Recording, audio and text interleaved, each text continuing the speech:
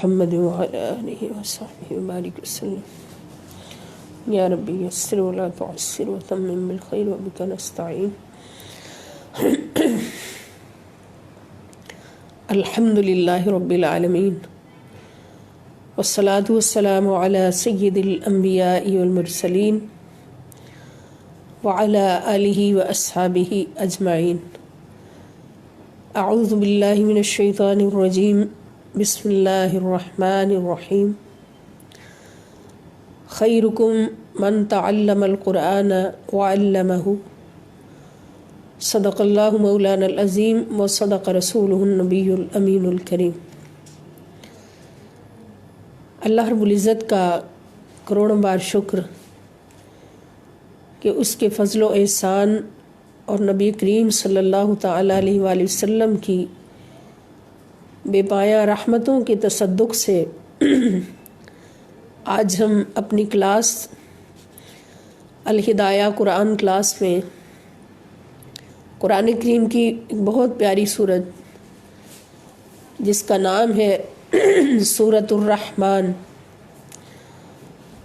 اس سے اس سورہ مبارکہ کے انوار و تجلیات سے، فیوز و برکات سے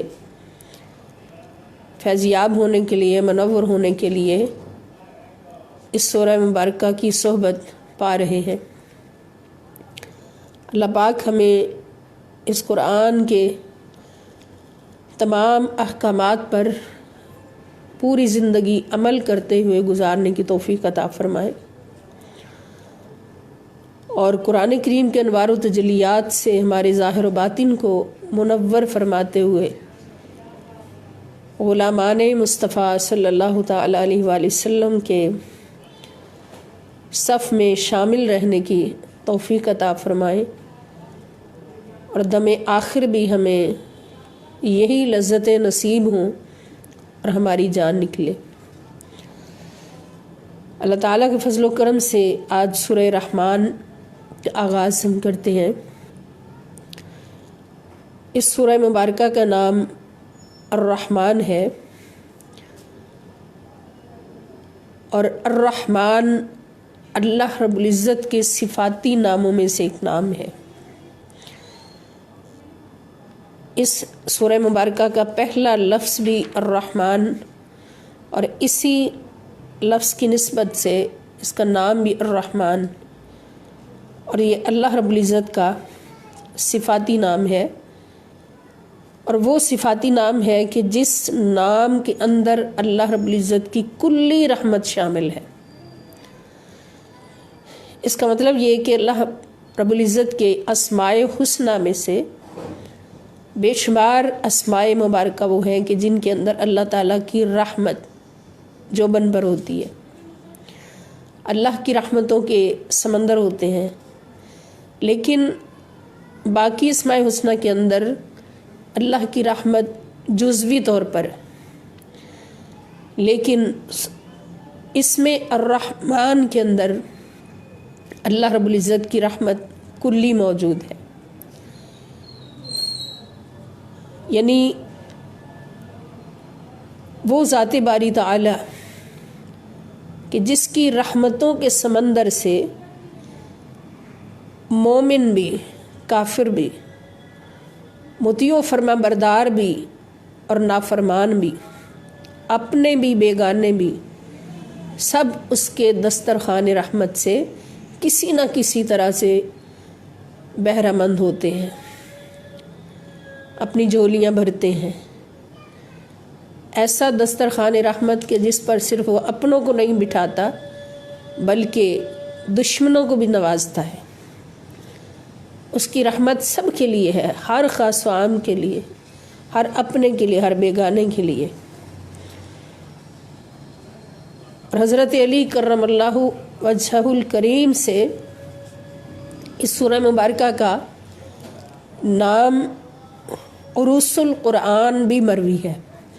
یعنی حضرت علی سے روایت ہے کہ اس سورہ مبارکہ کا ایک نام عروس القرآن بھی ہے، یعنی قرآن کی دلہن. سورہ رحمان کو قرآن کی دلہن کہا گیا. اس کے اندر 3 رکوع ہیں. اور اس کے نزول کے بارے میں بعض علماء کرام اس کو مدنی صورت کہتے ہیں، مگر اکثریت علماء کرام کی اس کو مکی صورت مانتی ہیں، اور اس کے لیے انہوں نے جو دلائل پیش کیے ہیں، روایات پیش کی ہیں، روایات صحیحہ، ان میں ایک روایت حضرت عروہ بن زبیر رضی اللہ تعالی عنہ سے مروی ہے کہ ایک روز صحابہ کرام کہنے لگے کہ قریش نے آج تک قرآن کو نہیں سنا، بغیر سنے اس کی مخالفت کرتے رہتے ہیں، اگر کوئی صاحب ہمت کرے ہم میں سے تو اپنی بہت ہی پیاری اور بلند آواز کے ساتھ ان کو قرآن حکیم سنائے تو کتنا اچھا ہو۔ تو حضرت عبداللہ ابن مسعود رضی اللہ تعالیٰ نے کہا کہ یہ کام میں کروں گا، اس کا شرف میں حاصل کروں گا۔ تو صحابہ نے کہا کہ تمہارا سنانا نامناسب ہے، اس لیے کہ وہ تمہیں کمزور اور ضعیف سمجھ کر نقصان نہ پہنچائیں۔ کسی ایسے آدمی کو یہ فریضہ انجام دینا چاہیے کہ جس کا خاندان بھی طاقتور ہو اور اس کے خوف سے اس کو کوئی نقصان نہ پہنچائے۔ لیکن حضرت عبداللہ ابن مسعود رضی اللہ تعالیٰ عنہ جو ایمانی قوت میں ایک مثال ہے، ایک پہاڑ ہے، آپ نے فرمایا نہیں یہ کام میں ہی کروں گا۔ آپ فوراً اٹھے اور مقام ابراہیم کے پاس کھڑے ہو کر بڑی ہی خوبصورت اور پیاری آواز میں قرآن کریم کی تلاوت شروع کر دی، اور قرآن کریم میں سے سورہ رحمان کی تلاوت بلند آواز کے ساتھ سورہ رحمان کی تلاوت کرنے لگے۔ اس دوران قریش مکہ ٹولیاں بنا کر حرم شریف میں بیٹھے ہوئے تھے، ارد گرد بکھرے ہوئے تھے۔ پہلے تو انہوں نے کوئی توجہ نہیں دی کہ یہ کیا کر رہے ہیں، لیکن جب ان کو سمجھ آئی کہ یہ تو قرآن کی تلاوت ہو رہی ہے، قرآن کریم سنایا جا رہا ہے، تو پھر وہ فوراً اٹھے اور جا کر حضرت عبداللہ ابن مسعود کو پکڑ لیا اور خوب مارا، نقصان پہنچایا۔ تو اس روایت سے پتہ چلتا ہے کہ یہ واقعہ مدینہ میں نہیں بلکہ مکہ میں پیش آیا، اور ہجرت مدینہ سے پہلے پیش آیا۔ اس سے پھر معلوم ہوا کہ یہ صورت مدنی نہیں، یہ صورت مکی ہے۔ اور دوسری روایت میں کہ نخلا کے مقام پر جب جنات کا ایک گروہ حضور علیہ السلام کے پاس سے گزرا تو اس وقت حضور علیہ السلام صبح کی نماز میں اسی صورت کی تلاوت کر رہے تھے، اور یہ واقعہ بھی ہجرت سے پہلے کا ہے، مکی دور کا ہے، مدنی دور کا نہیں۔ تو ان واقعات سے پتہ چلتا ہے کہ یہ صورت مکی ہے، اور اس کے اندر جو احکامات ہیں ان سے بھی یہ ثبوت ملتا ہے کہ یہ صورت مکی ہے، مدنی نہیں۔ اب اس صورت کا آغاز جو ہے وہ الرحمن اللہ رب العزت کے صفاتی نام سے ہوتا ہے، جس میں نے عرض کیا کہ اللہ تعالیٰ کی کلی رحمت صفت الرحمن کے اندر موجود ہے۔ جیسے اللہ کا نام رحیم بھی ہے، رؤوف بھی ہے، کریم بھی ہے، لطیف بھی ہے، غفار بھی ہے، ستار بھی ہے، حنان بھی ہے، منان بھی ہے۔ اللہ پاک کے یہ سارے اسماء حسنہ جو ہیں یہ رحمتوں کے سمندر ہے، مگر ان سارے اسماء حسنہ کے اندر رحمت جزوی طور پر ہے، لیکن الرحمن جو اللہ پاک کا اس میں پاک ہے، اس کے اندر اللہ کی رحمت کلی طور پر ہے، کلی رحمت اس نام کے اندر موجود ہے۔ اور ہم اگر غور کریں تو قرآن کریم کی ابتدا میں ہی اور بسم اللہ کے اندر اللہ پاک نے سب سے پہلے اپنا جو تعارف کروایا، جب اللہ پاک نے یہ فرمایا کہ الحمدللہ رب العالمین، کہ ساری تعریفیں اللہ کے لیے ہیں، اور وہ کون ہے؟ وہ رب العالمین ہے، سارے جہانوں کا رب ہے۔ اب بندہ سوال کرتا ہے کہ اللہ کے لیے ساری تعریفیں، تو اللہ کون ہے؟ تو اس کے لیے جواب سب سے پہلا ملا کہ وہ جس نے سارے جہانوں کو پیدا کیا ہے اور ان کو قائم رکھا ہوا ہے، اور ان کی تمام ضروریات کو ہر لمحہ پورا کر رہا ہے، اوج کمال تک پہنچاتا ہے، اور یہ سلسلہ ازل سے جاری ہے اور ابد تک جاری رہے گا۔ اور اس میں پھر اللہ پاک نے انسان کو اپنا رشتہ بتانے کے لیے کہ جس انسان کا میں رب ہوں، جس کو میں نے پیدا کیا ہے، اس کے ساتھ میرا رشتہ کیا ہے، فرمایا الرحمن الرحیم، الحمدللہ رب العالمین، الرحمن الرحیم، کہ وہ اللہ جو الرحمن بھی ہے اور الرحیم بھی ہے۔ تو سب سے پہلا اپنا رحمت کا جو نام ذکر فرمایا، اس میں صفت ذکر فرمایا، وہ کون سا؟ الرحمن، کہ میں اپنے بندوں کے ساتھ جو میرا رشتہ ہے وہ کون سا ہے؟ الرحمن والا ہے۔ اب پھر سوال پیدا ہوتا ہے کہ رشتہ بندے کے ساتھ رحمان اور رحیم والا ہے تو پھر اللہ تعالیٰ کو غصہ کیوں آتا ہے؟ تو اس کا جواب ہمیں قرآن بڑی مقامات پر بڑی وضاحت کے ساتھ دیتا ہے کہ کتب ربک علی نفسہ الرحمۃ، اللہ تعالیٰ نے اپنے حبیب صلی اللہ تعالی وسلم سے فرما دیا کہ آپ کے رب نے رحمت کو اپنے اوپر لازم کیا ہوا ہے، یعنی فرض کر لینا کہ میں نے اپنی مرضی سے جو کام کرنا ہے وہ یہی ہے، اس سے الٹ نہیں۔ یعنی رحمت کا الٹ کیا ہے؟ غضب ہے، غصہ ہے۔ اللہ پاک فرماتے ہیں جو میں نے خود اپنے اوپر لازم کیا ہے وہ کیا ہے؟ وہ رحمت ہے۔ اور جب میں کسی پر غصہ دکھاتا ہوں یا مجھے کسی پر غصہ آتا ہے تو اس میں میری مرضی شامل نہیں ہوتی، میری خوشی، میری رضا شامل نہیں ہوتی، بلکہ جس پر غصہ کرنا ہے اس کے کرتوت میرے سامنے آتے ہیں تو میری طرف سے فیصلے کی اجازت ہوتی ہے کس پر غصہ کرنا ہے۔ تو رحمت کرنا خدا نے اپنے اوپر فرض کیا ہے، لازم کیا ہے، اور جب بندے پر غصہ اللہ پاک کا ہوتا ہے تو وہ بندے کی اپنی دعوت ہوتی ہے۔ وہ بندہ ایسا راستہ اختیار کرتا ہے کہ جس پر اللہ رب العزت کو غصہ آتا ہے، اور وہ مالک کیا فرماتا ہے کہ غصہ بھی میں بار بار توبہ کی گنجائش دیتا ہوں، توبہ کی دعوت دیتا ہوں، ایک دم سے غصہ نہیں کرتا، چھوٹے چھوٹے گناہ، چھوٹی چھوٹی نیکیوں کے صدقے معاف کر دیتا ہوں، معافی مانگنے کے راستے دیے، اور چھوٹے چھوٹے گناہوں کو ختم کرنے کے لیے، مٹانے کے لیے ہمیں بے شمار راستے عطا فرما دیے۔ تو جب وہ غصہ کرتا ہے تو اس وقت کرتا ہے جب کوئی قوم نافرمانی میں حد سے بڑھ جاتی ہے اور بالکل بے شعور ہوتی ہے کہ میرے رب کا میرے ساتھ رشتہ کیا ہے اور میں اس کے ساتھ کیا رشتہ جوڑ رہا ہوں۔ دور خدا نہیں ہوتا بندے سے، دور بندہ ہوتا ہے خدا سے۔ اللہ تعالیٰ نے تو فرما دیا کہ نحن اقرب الیہ من حبل الورید، کہ میں اپنے بندوں کی شارک سے بھی قریب ہوں اور میرا کام ہی رحمت کرنا ہے، میرے اوپر لازم کیا اپنے اوپر کہ میں نے رحمت کرنی ہے۔ تو بندہ اگر دور ہوتا ہے خدا سے تو خدا بندے کو دور نہیں کرتا، بلکہ بندہ خود خدا سے دور ہوتا ہے، اور اس وقت ہوتا ہے جب نافرمانیوں کی دیواریں اپنے اور اپنے رحمان رب کے درمیان کھڑا کر لیتا ہے۔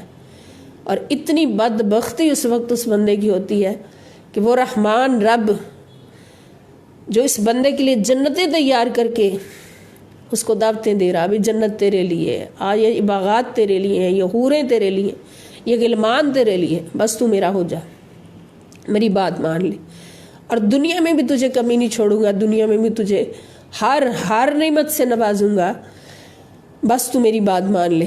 لیکن بندہ نافرمانیاں کرتے کرتے کرتے کرتے حد سے بڑھ جاتا ہے تو پھر اللہ پاک کا عذاب اس پر نازل ہوتا ہے۔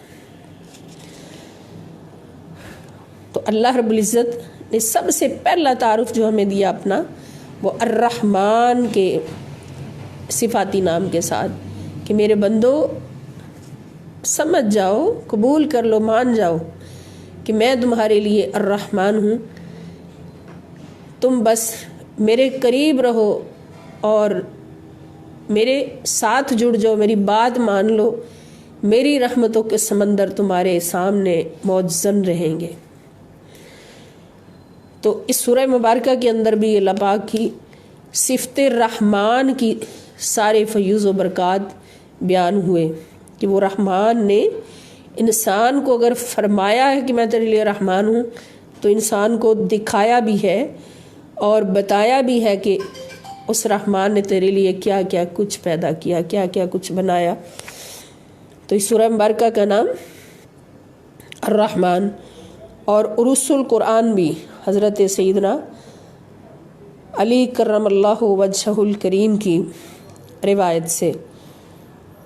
اور اس کے بعد اس کے اندر اور موضوعات جو بیان ہوئے سورہ مبارکہ کے اندر، کہ اللہ پاک نے سب سے پہلے جو موضوع رکھا ہے اپنی صفت الرحمن کو بیان کرنے کے بعد، وہ انسان کی، یعنی اللہ پاک نے انسان کو پیدا کیا تو اس کے اندر ایسی ایسی صلاحیتیں بھی بدیعت فرمائیں اور ایسی ایسی استعدادیں اس کے اندر پیدا کی کہ جن کا احاطہ کرنا ہماری عقل سے ماورا ہے، ہمارے امکان سے باہر ہے۔ تو اللہ پاک نے پھر اس انسان کو جیسا بنایا اس کے مطابق ہی اس کے لیے اہتمام بھی فرمائے۔ اب انسان کو روح اور جسم کا مرکب بنایا، روح اور جسم کا مرکب بنایا، تو اللہ پاک نے اس انسان کی اور روحانی طور پر بھی باطنی طور پر بھی مضبوط رکھنے کے لیے اور اس کی باطنی قوتوں کو طاقت دینے کے لیے اور ارتقاء کی منزلوں تک پہنچانے کے لیے بھی اہتمام فرمائے، اور اس کی جسمانی اور مادی نشو و نما کے لیے بھی اللہ پاک نے سارے اہتمام فرمائے۔ تو اس میں اپنا صفت الرحمن بیان کرنے کے بعد اللہ پاک نے انسان کی جو روحانی اور قلبی ارتقاء ہے اور اس کی ترقی ہے، اس کے لیے اللہ پاک نے اس مضمون کو رکھا کہ اللہ پاک نے تعلیم قرآن کے ساتھ اس کا بیان فرمایا کہ قرآن ہی وہ کتاب ہے جو ایک بندے کو اللہ رب العزت سے ملاتی ہے، اور اس کا نظام حیات ایسا عطا کرتی ہے کہ جب یہ قرآن آفتاب بن کر اس کے مطلع حیات پر طلوع ہوتا ہے تو پھر اس کی زندگی کا رنگ ہی بدل کے رکھ دیتا ہے اور اس کو اس منزل تک پہنچا دیتا ہے جس منزل پر پہنچانے کے لیے اللہ پاک نے اس کو یہ قرآن دیا اور انسان کو انسان بنایا۔ لقد خلقنا الانسان فی احسن تقویم، احسن تقویم کے مقام پر پہنچا دیتا ہے تعلیم قرآن۔ اس لیے اللہ پاک نے پہلے روحانی اور قلبی ارتقاء کے لیے جو اہتمام فرمایا اس کا ذکر فرمایا، اور اس کے بعد انسان کی جسمانی نشو و نما کے لیے آسمانی اور زمینی ان نعمتوں کا ذکر فرمایا کہ جو انسان کے لیے جسمانی اور مادی نشو و نما کا وسیلہ بنے۔ یہ اگلا مضمون ہے اس سورہ مبارکہ کا۔ اس کے بعد پھر چند احکامات بھی فرمائے، جیسے اللہ تعالیٰ نے فرمایا کہ اللہ تطغوا فی المیزان واقیموا الوزن بالقسط ولا تخسروا المیزان، یہ احکام بھی فرمائے، اور پھر اپنی کبریائی کا ذکر بھی فرمایا کہ اللہ پاک نے کیا کیا کچھ بنایا ہے انسان کے لیے۔ اور اس کے بعد نوع انسانی کے ساتھ ساتھ ایک اور نوع کو بھی اللہ پاک نے مخاطب فرمائے سورہ مبارکہ کے اندر، وہ ہے نوع جن۔ اور فَبِأَيِّ آلَاءِ رَبِّكُمَا تُكَذِّبَانِ کہہ کر یہ واضح فرما دیا کہ اللہ رب العزت کا خطاب اس قرآن کے اندر صرف انسان کے لیے نہیں ہے بلکہ جن کے لیے بھی ہے، جیسے سورہ مبارکہ میں وضاحت کے ساتھ بھی آتا ہے کہ یا معاشر الجن والانس ان استطعتم ان تنفذوا من اقطار السماوات والارض فانفذوا لا تنفذون الا بسلطان۔ تو یہ انس اور جن دونوں کے ساتھ اللہ پاک کا خطاب ہے سورہ مبارکہ کے اندر، اور اس سے ہمیں یہ پتہ چلا کہ جنوں نے بھی قرآن سنا ہے اور جنوں کو بھی حکم ہے کہ قرآن سن کر اس پر عمل کرنا ہے، تو پھر اس سے ہمیں یہ بات واضح طور پر معلوم ہوئی کہ اگر جنوں پر قرآن سننا اور اس پر عمل کرنا فرض ہے تو پھر یقیناً جن ہمارے پیارے نبی صلی اللہ تعالیٰ علیہ وآلہ وسلم کی قوم ہے، یعنی حضور ان کے نبی ہیں۔ اگر قرآن ان کی کتاب ہے تو پھر ان کے نبی بھی محمد مصطفیٰ صلی اللہ تعالیٰ علیہ وآلہ وسلم ہے۔ یہ بات ثابت ہے کہ جن آیا کرتے تھے اور نبی کریم صلی اللہ تعالیٰ علیہ وآلہ وسلم سے قرآن کی تعلیمات لے کر پھر وہ اپنے قبیلوں میں جا کر اس قرآن کی تعلیم کو عام کرتے تھے، کہ جنوں میں بھی مبلغین قرآن اور معلمین قرآن موجود تھے۔ اور اس کے بعد دوسرے رکوع کے اندر یہ سب کچھ تو پہلے رکوع میں ذکر ہو گیا، اور دوسرے رکوع میں سورہ رحمان کے جو جن اور انسانوں میں سے جو سرکش افراد ہیں ان کا اللہ پاک نے ان کے بارے میں بھی ان کے انجام کے بارے میں واضح فرما دیا کہ جو سرکش ہے ان کا انجام کیا ہوگا، اور صرف انسان نہیں جن بھی۔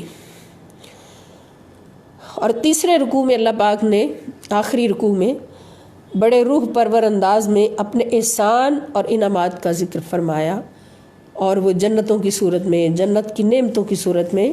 تو سورہ رحمان جو ہے یہ ہمارے لیے ایک بہت بڑا تحفہ ہے اللہ تعالیٰ کا، اور یقیناً اس صورت کو پڑھتے پڑھتے اس پر پورا عمل کرنے والے ان کو بھی دلہن کی طرح یہ صورت سجا دیتی ہے۔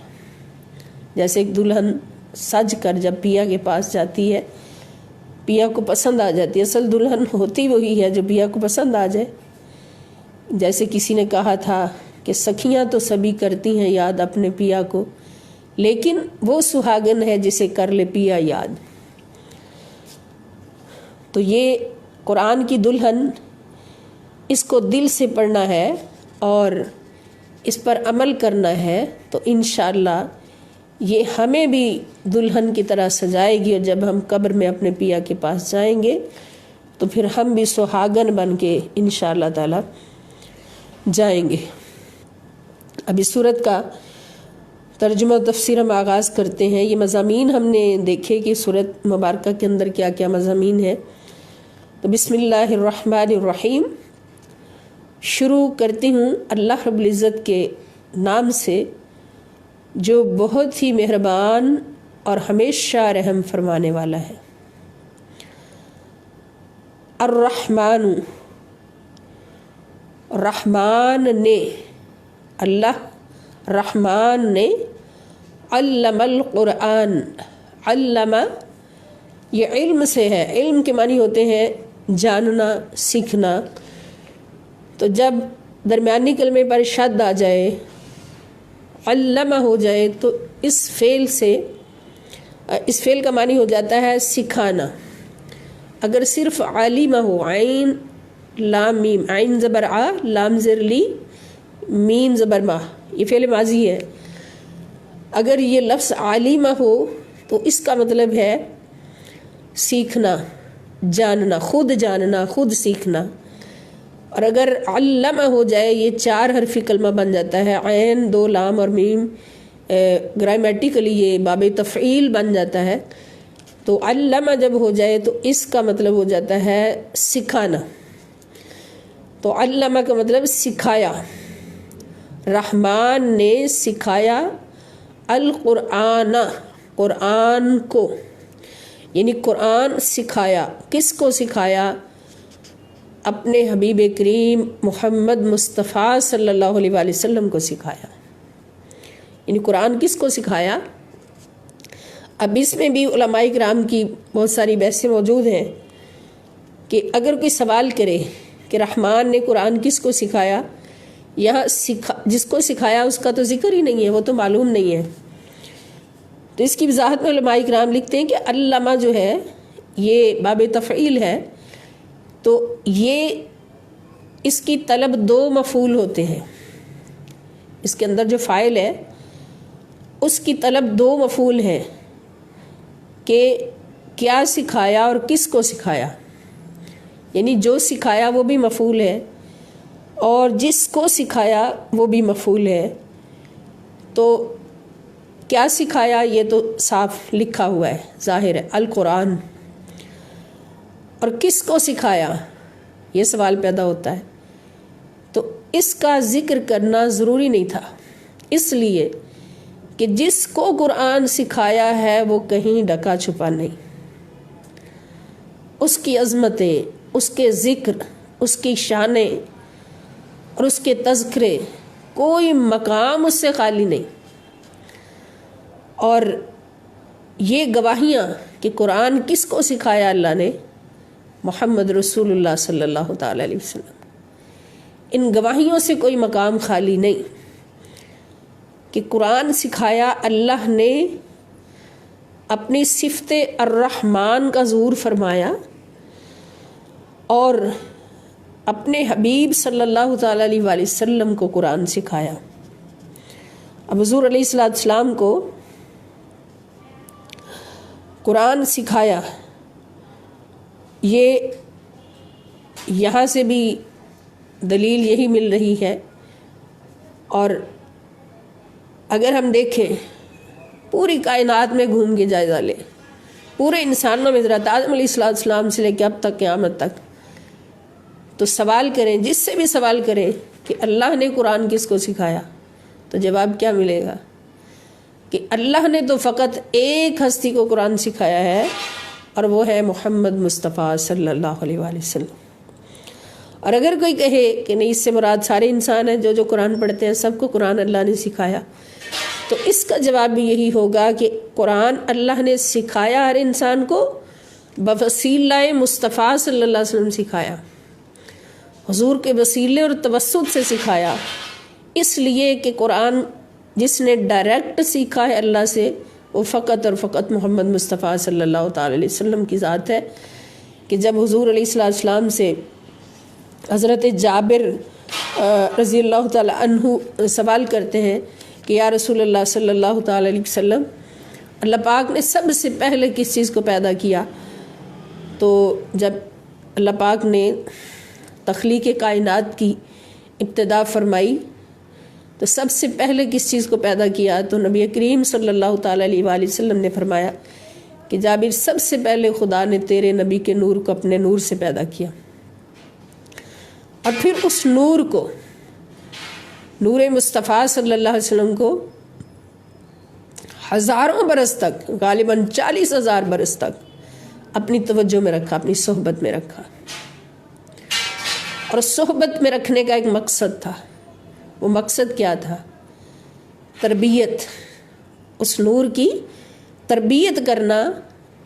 اور جو تربیت کرتا ہے تو یہ لازم بات ہوتی ہے کہ جو تربیت کرنے والا ہے اس کے سارے کے سارے اخلاق جو ہیں وہ اس کے اندر کنورٹ ہوتے ہیں جس کی تربیت کی جاتی ہے. اب والدین کا جو بچہ ہوتا ہے، اس بچے کو دیکھ کر پتہ چلتا ہے کہ اس کی تربیت کرنے والا کون ہے. اس کے والدین کی پہچان ہوتی ہے. بچے کی تربیت سے والدین کی پہچان ہوتی ہے. اچھا بچہ ہے، بچی ہے، تو فوراً کہا جاتا ہے کہ اس کی تربیت کرنے والا بہت اعلیٰ ہے. اگر کوئی برائی کے راستے پر ہے تو پھر یہ پہچان ہوتی کہ اس کی تربیت کرنے والا کوئی اچھا انسان نہیں ہے. تو نبی کریم صلی اللہ تعالی علیہ وآلہ وسلم کو اپنی صحبت میں رکھنا اور اپنے جلووں سے نوازنا، یہ اسی طرف اشارہ ہے. الرحمن علم القرآن، یہ اسی کا بیان ہے. الرحمن علم القرآن، یہ اسی کا بیان ہے کہ اللہ پاک نے اپنے نبی صلی اللہ علیہ وسلم کے نور کو پیدا فرما کے پھر اپنی صفت الرحمن کا ظہور فرمایا. اس سے ہمیں یہ بھی پتہ چلا کہ اللہ پاک نے سب سے پہلے اپنی جس صفت کا ظہور فرمایا وہ صفت الرحمن ہے. اور کس کے لیے؟ انسان کے لیے. اس کے لیے جس کو انسان بنانا تھا، اس کے لیے جس کو انسان کے لیے ایک مثال بنانا تھا، ایک نمونہ بنانا تھا. اور پھر قرآن سکھایا. اور قرآن سکھانا کیا تھا؟ کیا اس وقت قرآن کتابی صورت میں موجود تھا کہ جیسے ہمیں قرآن سکھایا جاتا ہے اس طرح سے اللہ تعالیٰ نے حضور علیہ السلام کو سکھایا؟ اس قرآن سکھانے سے مراد کیا ہے کہ اللہ پاک نے اپنے تمام اخلاق، اپنی صفات نبی کریم صلی اللہ تعالیٰ علیہ وآلہ وسلم کی ذات میں عطا فرمائی، فیض عطا فرمایا، اپنی صحبتوں سے نوازا، اپنے انوار و تجلیات سے نوازا، اپنے اخلاق کے مطابق نبی کریم صلی اللہ تعالیٰ علیہ وآلہ وسلم کی تربیت فرمائی۔ اس لیے اللہ پاک نے فرما دیا کہ جو مجھے دیکھنا چاہے وہ میرے مصطفیٰ کو دیکھ لے، کہ جو مجھے سننا چاہے وہ میرے مصطفیٰ صلی اللہ علیہ وسلم کو سن لے۔ اور گواہیاں قرآن میں لکھ دی، قرآن کریم میں سب کچھ بتا دیا کہ اگر کوئی پوچھے کہ اللہ کا کلام کیا ہے، اللہ کیسے بولتا ہے، تو اللہ تعالیٰ نے فرمایا میرے مصطفیٰ کو سن لو۔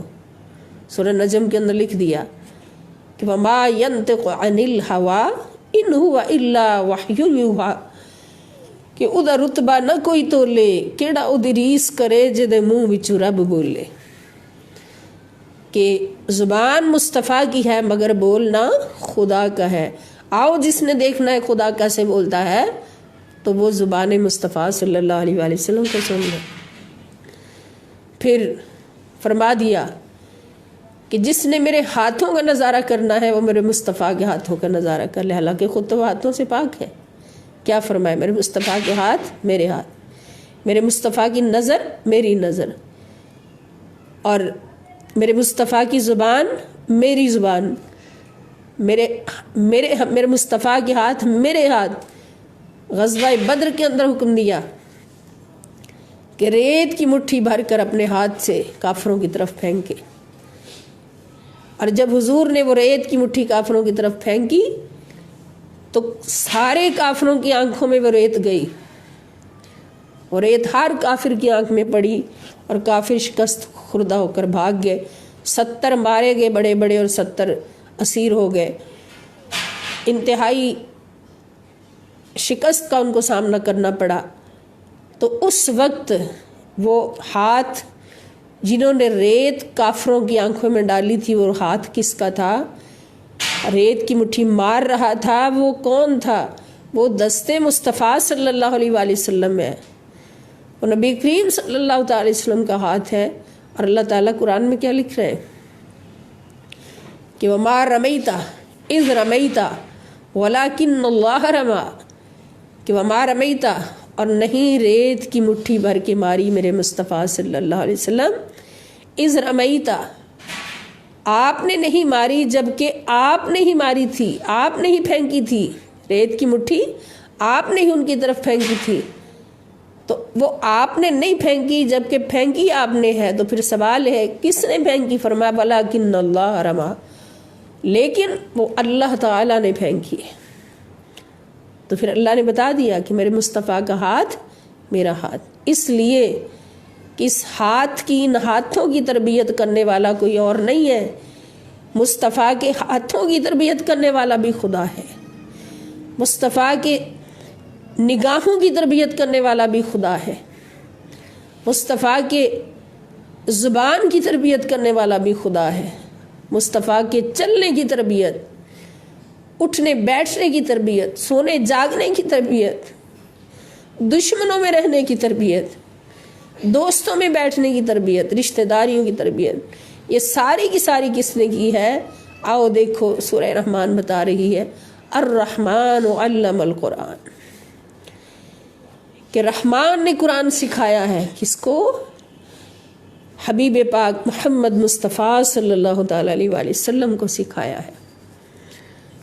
اور قرآن سیکھنے والا مکہ کا امی لقب ہو اور قرآن سکھانے والا عالم الغیب والشہادہ ہو، تو پھر قرآن سکھانے والا اور سیکھنے والا دونوں کی عظمتوں کو ملاحظہ کر لیجیے۔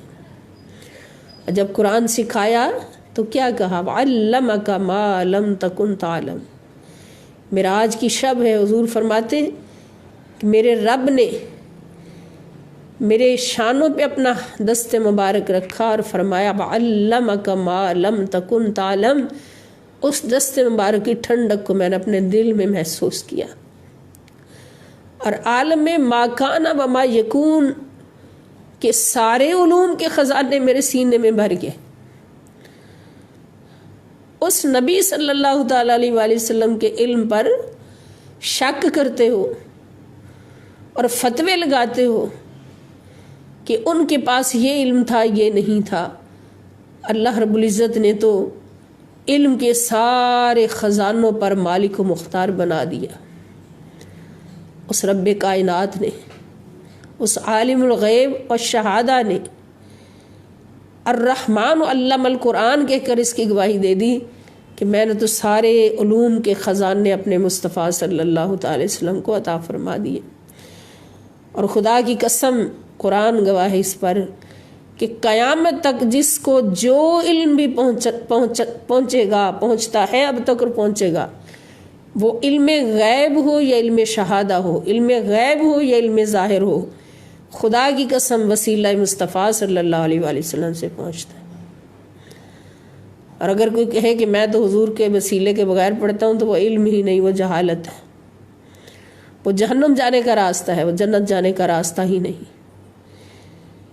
اس لیے کہ اللہ پاک کا فیصلہ ہے کہ میں نے قرآن اپنے مصطفیٰ کو سکھا دیا، اور قیامت تک جو قرآن سیکھتا ہے وہ کس سے سیکھتا ہے؟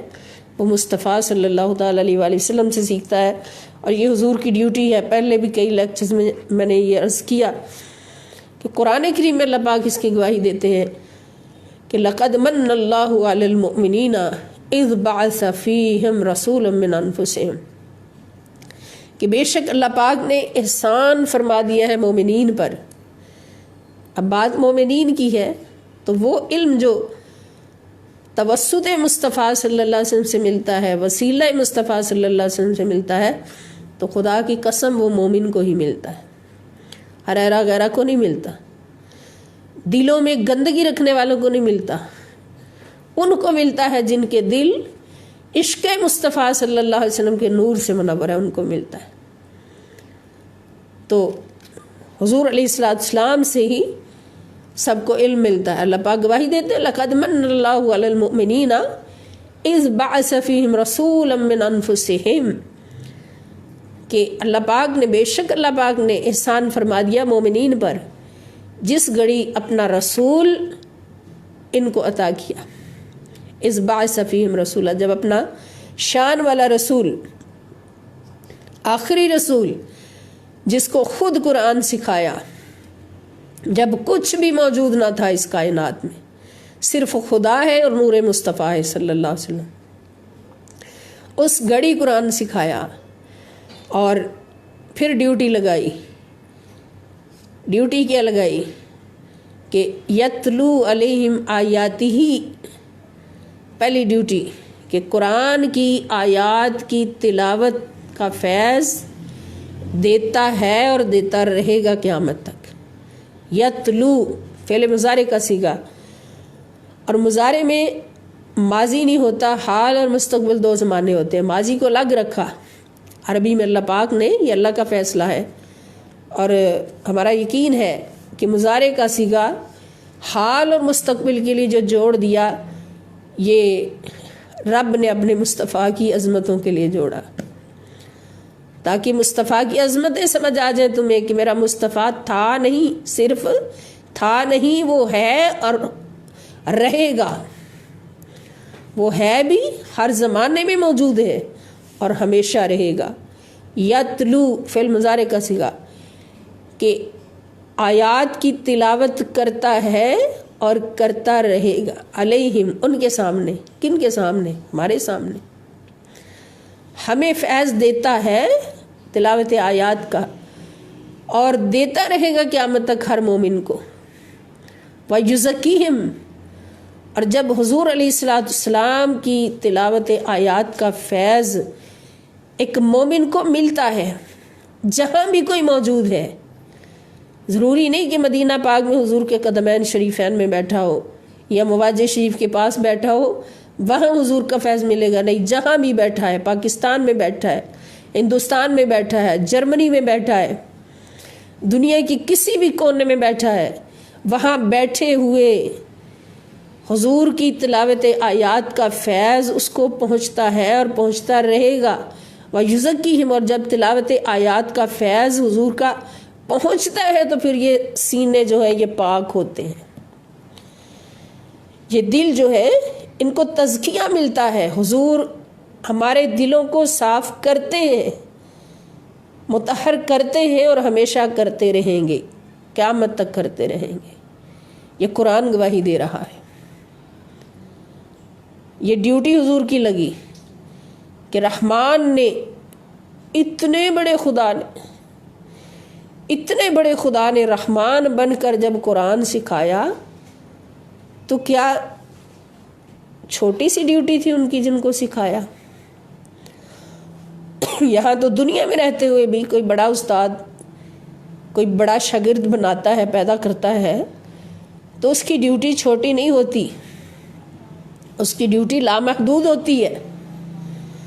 تو جس کو خدا نے کل کائنات کا نبی بنایا، سارے جہانوں کا نبی بنایا، اور پھر خود اس کو قرآن سکھایا، خود قرآن سکھایا. خدا کا سکھانا کوئی چھوٹی بات ہے؟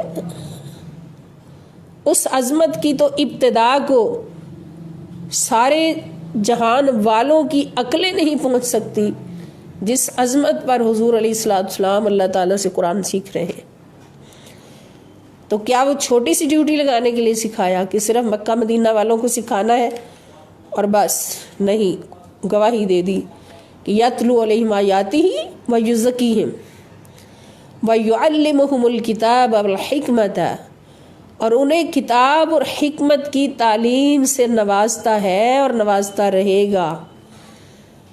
فعل مضارع کا صیغہ ہر جگہ، نوازتا ہے اور نوازتا رہے گا.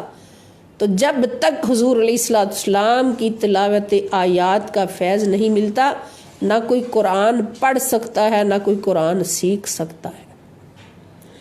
تو یہ قرآن کس کو سکھایا؟ اللہ تعالیٰ نے قرآن سکھایا نبی کریم صلی اللہ تعالیٰ علیہ وآلہ وسلم کو. تو اس میں جو دو مفعول ہے، ایک مفعول سامنے موجود ہے القرآن ہے، اور دوسرا مفعول کس کو سکھایا؟ وہ کوئی اور نہیں، وہ محمد رسول اللہ صلی اللہ تعالیٰ علیہ وآلہ وسلم ہی ہے. اس کے بعد اللہ پاک فرماتے ہیں کہ خلق الانسان، پھر اللہ پاک نے انسان کامل کو پیدا فرمایا. علمہ البیان، علمہ اس کا مطلب بھی وہی سکھایا اس کو. البیان قرآن بیان کرنا، پھر اس کو قرآن آگے بیان کرنا سکھایا. جیسے خود استاد بن کے شاگرد بنا کے حضور علیہ السلام کو قرآن سکھایا اور پھر اس قرآن کو آگے بیان کرنا سکھایا. تو کیا بیان کرنے، یہاں بھی ہم یہ حقیقت واضح ہو رہی ہے ہمارے سامنے کہ بیان حضور کی ڈیوٹی لگ گئی قرآن کو بیان کرنا. تو کیا یہ صرف صحابہ کا حق تھا کہ حضور قرآن کو بیان کرتے اور صحابہ سن لیتے بس کام ختم؟ نہیں، اس بیان کے فیض سے خدا کی قسم قیامت تک ہر مومن کا سینہ منور ہوتا رہے گا، کیونکہ حضور کی ڈیوٹی ہے، یہ کسی اور کی نہیں. تلک الرسل فضلنا بعضهم علی بعض، اللہ پاک نے قرآن میں کہہ دیا کہ سارے رسولوں کو ڈیوٹیاں ملی، لیکن یہ رسول جو ہے ان میں سے بھی ہم نے بعض کو بعض پر فضیلت دی ہے. اور 1.25 لاکھ رسولوں نبیوں میں سب سے بڑی فضیلت پر کون بیٹھا ہے؟ جس کی ڈیوٹی کسی ایک خطے میں یا کسی ایک چھوٹی سی قوم پر نہیں لگی، جس کی ڈیوٹی لگی ہے تو قیامت تک آنے والی پوری قوم پہ لگی ہے. اور صرف ایک جہان میں نہیں بلکہ جتنے جہان اللہ پاک نے پیدا کیے ہیں، ادھر حضور دنیا میں ہمیں فیض پہنچا رہے ہیں، ادھر ہر قبر میں جا کے ہر مومن کو اپنی رحمتوں سے نواز رہے ہیں. ہر گھڑی کتنے لوگ مرتے ہیں، کتنے اس دنیا سے رخصت ہوتے ہیں. حضور علیہ السلام احادیث مبارکہ صحیح بخاری شریف کی بے شمار احادیث مبارکہ میں یہ روایات موجود ہیں، یہ حدیث مبارکہ موجود ہے، صحیح احادیث موجود ہے کہ حضور علیہ السلام ہر قبر میں تشریف لاتے ہیں. ہر قبر والے کو دیدار ہوتا ہے۔ پھر جو 3 سوال ہوتے ہیں، پہلا سوال ہوتا ہے من ربو کا، تیرا رب کون ہے؟ جواب دینے والا دے دیتا ہے، آسان سوال ہے، فرشتے ٹک کر لیتے ٹھیک ہے۔ ربی اللہ، مسلمان نے کہہ دیا ربی اللہ، میرا رب اللہ ہے۔ ما دینوں کا، تیرا دین کیا ہے؟ دینی الاسلام، میرا دین اسلام ہے۔ فرشتے کہتے ٹھیک ہے، اب تیسرا سوال ہے، اس کا جواب دے دو۔ اگر وہ ٹھیک ہو گیا تو یہ دونوں بھی ٹھیک مان لیے جائیں۔ اب تیسرا سوال کیا ہوتا ہے؟ فرشتہ کہتا ہے، حضور صلی اللہ علیہ وسلم نے فرمایا کہ قبر میں میرا دیدار کرایا جاتا ہے، میرا دیدار کرایا جاتا ہے۔ اور پھر فرشتہ سوال کرتا ہے، قبر والے ذرا بتا، ما کنت تقول، تو کیا کہا کرتا تھا دنیا میں، فی حق حاضر رجل محمد صلی اللہ علیہ وسلم، اس ہستی کے حق میں جس کا نام ہے محمد صلی اللہ علیہ وسلم۔ اب وہاں یہ نہیں پوچھا جاتا کہ تیرا نبی کون ہے، اگر من نبی کا پوچھ لیا، میرا نبی محمد صلی اللہ علیہ وسلم، بات ختم۔ نہیں، رب کو، اللہ کو رب ماننے والے، اسلام کو اپنا دین ماننے والے اب اتنا بتا دے کہ اللہ کو رب مانتے ہوئے، اسلام کو دین مانتے ہوئے، اس ہستی کے حق میں کیا بولا کرتا تھا، کیا اس کی شانیں سمجھتا تھا، مانتا تھا، یا سمجھ کر بھی نہیں مانتا تھا؟ تو حضور علیہ السلام فرماتے کہ جس نے میرے حق میں جو بولا ہوگا وہی اس کی زبان پر جاری ہو جائے گا۔ سبحان اللہ۔ اللہ پاک ہمیں بھی اپنے پیارے نبی صلی اللہ تعالی وسلم کی عظمتوں کے بارے میں حق بولنے کی توفیق دے، قبر میں جب فرشتے ہم سے پوچھیں، اور جنہوں نے میرے حق میں غلط بولا ہوگا، میری شان میں گستاخیاں کی ہوں گی، نعوذ باللہ، نقص نکالے ہوں گے، تو حضور فرماتے ہیں ان کا حافظہ سلب کر لیا جائے گا، ان کو کچھ بھی یاد نہیں رہے گا۔ اب حضور علیہ السلام ہر قبر میں بھی تشریف فرما ہوتے ہیں، اور ہمارا ایمان ہے، یقین ہے کہ حضور رحمت للعالمین ہے، اور رحمت للعالمین وہ ہوتا ہے جس کی رحمت ہر گھڑی ہر عالم میں موجود ہو۔ عالم کا مراد کیا ہے؟ جہان، جتنے اللہ کے جہان ہیں، ہر جہان میں جس کا وجود رحمت بن کر موجود ہو، کسی بھی جہان سے دور نہ ہو، وہ رحمت للعالمین ہے۔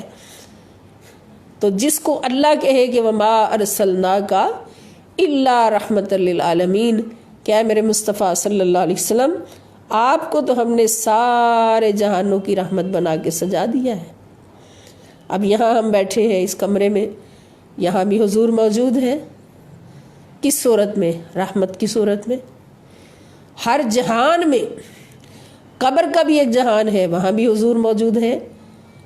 یہ جہان انسانیت ہے، کوئی جہان ارواح ہے، کوئی جہان ملائکہ ہے، کوئی جہان جنت ہے، جہاں جہاں بھی اللہ کے جہان ہے، ہر جہان میں حضور علیہ السلام رحمت بن کر ہر گھڑی موجود ہے۔ تو زندہ ہے واللہ، تو زندہ ہے واللہ، میری چشم عالم سے چھپ جانے والے۔ تو قرآن گواہیاں دیتا ہے، تو جو نبی کریم صلی اللہ تعالیٰ علیہ وآلہ وسلم کی شان کو نہیں مانے گا اور تسلیم نہیں کرے گا، اور حضور کو اپنے جیسا بشر کہہ کر نقص نکالنے کی کوشش کرے گا، وہ بدبخت اپنا ہی بیڑا غرق کرے گا، کیونکہ وہ حضور کی شان کو ٹھکرائے گا تو کیا کرے گا؟ وہ قرآن کی آیات کو ٹھکرائے گا، نعوذ باللہ، وہ اللہ کی گواہی کو ٹھکرائے گا، اور جو اللہ تعالیٰ کی گواہی کو ٹھکرائے پھر اس کے لیے اللہ تعالیٰ رحمان نہیں ہوتے، اس کے لیے اللہ پاک قہار بن جاتے ہیں، جبار بن جاتے ہیں۔ اللہ پاک سب کو راہ ہدایت عطا فرمائے، اور نبی کریم صلی اللہ تعالیٰ علیہ وآلہ وسلم کی شان اقدس کو سمجھنے اور اس پر اپنا سب کچھ قربان کرنے کی، اس کی حفاظتوں پر قربان کرنے کی ہم سب کو توفیق عطا فرمائے۔ تو رحمان نے قرآن کس کو سکھایا؟ محمد رسول اللہ صلی اللہ علیہ وآلہ وسلم کو، اور پھر ایک انسان کامل پیدا کیا۔ اب اس کامل انسان سے مراد کیا ہے؟ اس سے مراد بھی محمد مصطفیٰ صلی اللہ تعالیٰ علیہ وآلہ وسلم ہے، کہ جن کو قرآن سکھایا۔ حقیقت یہ ہے اللہ پاک کا اس میں ہمارے لیے جو پیغام ہے، جو ہماری عقل میں اللہ پاک کی بارگاہ اقدس سے آ رہا ہے کہ پہلے رحمان بن کر قرآن سکھایا اور اگلے مرحلے میں اس کو لباس انسان پہنایا، اس کو کامل انسان بنایا۔ جس کو قرآن سکھایا تھا اللہ نے خود استاد بن کر، پھر اس کو کامل انسان بنا کر پیدا کیا، اور انسان کامل ہے ہی حضور علیہ السلام، نبی کریم صلی اللہ تعالیٰ علیہ وآلہ وسلم ہے۔ اگر کوئی کہے کہ پہلا انسان تو آدم ہے، آدم علیہ السلام اس سے مراد ہے، تو یہ بات سمجھ میں نہیں آ سکتی کہ انسان کامل جس کو اللہ پاک نے بنایا وہ نبی کریم صلی اللہ تعالیٰ علیہ وآلہ وسلم ہے، اور آدم تو حضور کا صدقہ پیدا ہو رہے۔ علمہ البیان، اور پھر قرآن آدم کو نہیں سکھایا گیا بلکہ قرآن محمد رسول اللہ صلی اللہ علیہ وسلم کو سکھایا گیا، اور انہی کو پھر لباس انسان پہنا کر کامل انسان بنایا، اور کامل انسان وہی جس کو اللہ نے قرآن سکھا دیا۔ پھر علمہ البیان، پھر ان کو قرآن بیان کرنا بھی سکھایا، تو اس سے مراد بھی حضور نبی کریم صلی اللہ تعالیٰ علیہ وآلہ وسلم ہے۔ تو قرآن کی آیات کا فیض اور قرآن کا پڑھنا، تلاوت کرنا، یہ جس کو بھی نصیب ہوتا ہے وسیلہ مصطفیٰ صلی اللہ تعالیٰ علیہ وآلہ وسلم سے نصیب ہوتا ہے۔ اب حضور علیہ السلام کے علم کے بارے میں کہ اللہ تعالیٰ نے جب حضور کو قرآن سکھایا تو پھر حضور کا علم کس مقام پر پہنچا، کس مقام پر پہنچا۔ اب مفسرین کرام کیا فرماتے ہیں کہ قرآن وہ کتاب ہے جس میں ما کان و ما یکون کے تمام علوم موجود ہیں۔ تو جب اللہ تعالیٰ نے حضور علیہ السلام کو قرآن سکھایا تو حضور علیہ السلام کو ما کان و ما یکون کے تمام علوم حضور کے سینے میں بھر دیے۔ اور پھر سوچنے کی بات ہے کہ آدم علیہ السلام کو اللہ پاک نے خلیفۃ الارض بنایا۔ کیا بنایا؟ خلیفۃ الارض، فرمایا انی جاعل فی الارض خلیفہ۔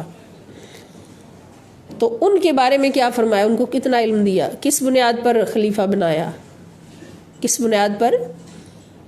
کہ فرمایا وعلم آدم الاسماء کلہا، کہ آدم کو ہر چیز کے نام سکھا دیے، ہر چیز کے، یعنی کائنات میں جتنی چیزیں ہیں، آسمان ہے، زمین ہے، ستارے ہیں، سورج ہے، پہاڑ ہیں، سمندر ہیں، دریا ہیں، جو بھی تھے، فرشتوں کے نام سکھا دیے کہ علم آدم الاسماء کلہا۔ تو اور جس کو اللہ پاک نے خلیفۃ العالمین بنایا، سوچیں ذرا، جس کو خلیفۃ الارض نہیں صرف خلیفۃ العالمین بنایا، تو پھر اس کے بارے میں فرمایا کہ الرحمن علم القرآن، کہ خلیفۃ الارض وہ ہے جس کو اللہ تعالیٰ نے علم آدم الاسماء کلہا، ہر چیز کے نام سکھائے ہیں، اور خلیفۃ العالمین وہ ہے جس کو الرحمن بن کر علم القرآن، پھر خلق الانسان، انسان کا لباس پہنا کر خلیفہ عالمین بنا دیا، وعلمہ البیان، اور اس کو قرآن بیان کرنا بھی سکھا دیا۔ تو یہ حضور علیہ السلام کی شان ہے۔ اور قرآن کیا ہے؟ اللہ پاک فرماتے لا رطب ولا یابس الا فی کتاب مبین، کہ کوئی بھی کائنات کی، پوری کائنات کی کوئی بھی خشک یا تر چیز ایسی نہیں جس کا ذکر قرآن میں موجود نہ، یعنی ہر علم قرآن میں موجود ہے۔ تو اس سے مراد حضور علیہ السلام کی ذات والا صفات ہے کہ علم القرآن میں بھی، خلق الانسان میں بھی، اور علمہ البیان میں بھی۔ اس میں سب اللہ تعالیٰ کی، نبی کریم صلی اللہ تعالیٰ علیہ وآلہ وسلم کی عظمتوں کو بیان کرنا ہے اللہ پاک کی طرف سے۔ تو اس میں ساری حضور علیہ السلام کی عظمتیں موجود ہیں۔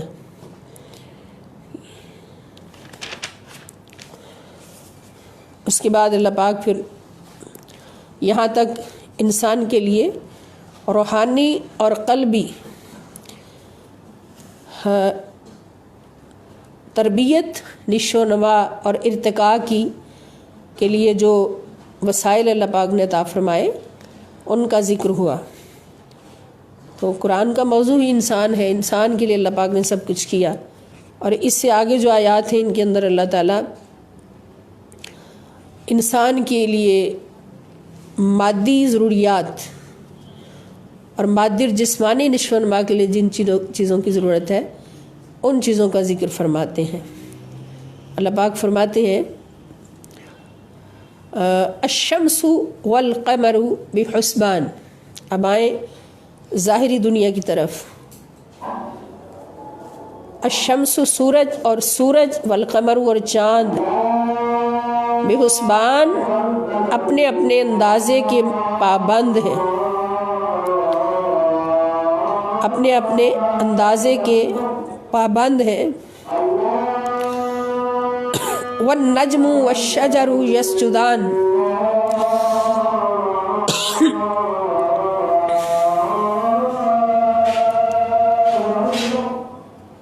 اللہ کریم ہمیں جو کچھ بھی پڑھے اس پر عمل کرتے ہوئے زندگی گزارنے کی توفیق عطا فرمائے، اور سورہ رحمان کے تمام فیوز و برکات سے اللہ پاک ہمارے سینوں کو منور فرمائے۔ والسلام علیکم ورحمۃ اللہ وبرکاتہ، وإلی اللقاء انشاء اللہ تعالی۔